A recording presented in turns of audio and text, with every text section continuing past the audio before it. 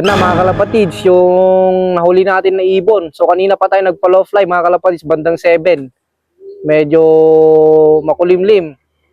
Ayan, yung isang young bird natin kakauwi lang eh. Launa na mga kalapatids. So nagtataka ako kanina mga kalapatids, bakit sila kulang? Eh possible to na palayo sila. Ayan, so napapansin nyo mga kalapatids ay nagsara tayo ng trapdoor natin.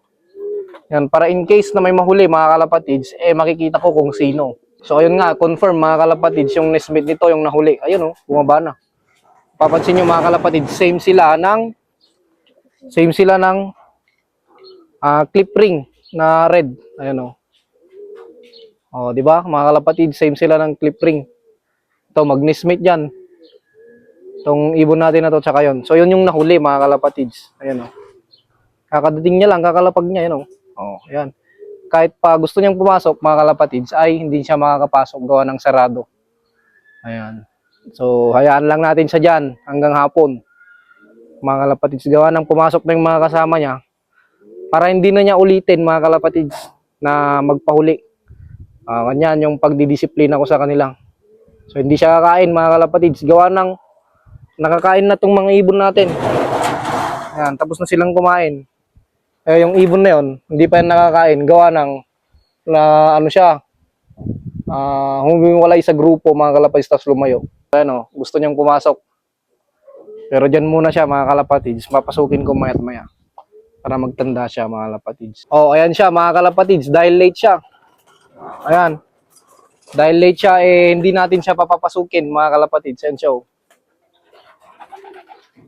Ayan. So nagtawag pa ng kasama mga kalapatids. So eto na, pinapasok na natin mga kalapatids. Saan yung pasaway? Eto yata oh. Ay ba mga kalapatids, magkakamukha kasi. Eto mga kalapatids, eto yung pasaway yung nahuli. Ayan, pinapasok na natin para makakain na din mga kalapatids. Ayan, nahuli siya.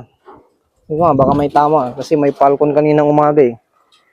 Wala mga kalapatids, talagang lumayo lang. Hindi din naman sila nagputik mga kalapatids.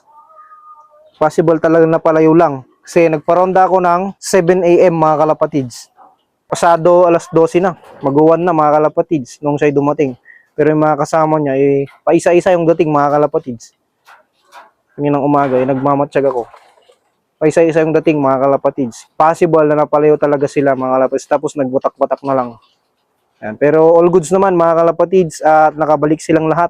Ang importante eh, nakabalik silang lahat mga kalapatids. Eh, walang nalagas sa mga young birds natin. Eh, yan lang ilalaro natin ng south. Yan lang. Kung sino na riyan mga kalapatids, yun na. Kasama na dyan yung old bird na puti. Ayan o. Tapos yun naman, yung checkered natin na yun, eh, pang fundraise natin yan. Binunutan natin itong pakpak para bago yung pakpak niya mga kalapatids. Ayan o. Okay? So yun lang mga kalapatids. Bye.